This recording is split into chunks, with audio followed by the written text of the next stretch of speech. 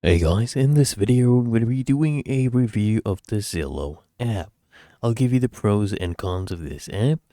And this app, okay, is your go-to app. It will be your go-to app because the biggest strength is the sheer volume of listings. The user interface as well, it is incredibly clean. It's easy to navigate. They have a lot of filters that let you narrow down your search by everything from square footage to pet search and pet policies.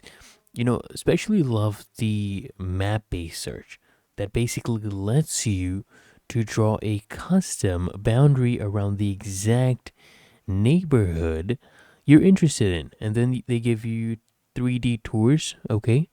And really high quality photos as well. That's a huge plus.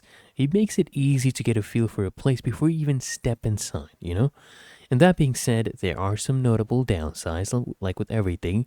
They have this tool, it's called Zestimate, and well, okay, it's a fun starting point. It is notoriously inaccurate. It can be misleading, so I'd never rely on this one as a final valuation. Also found that some listings are outdated, okay, or still show up for sale even after they've gone pending, which can be frustrating and a waste of time.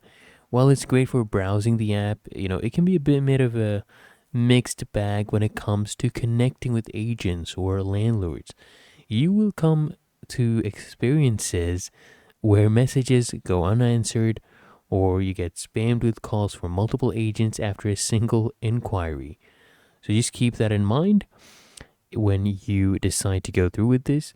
And if you found this helpful, you appreciate the honesty, make sure you smash the like button and subscribe to frequently asked questions.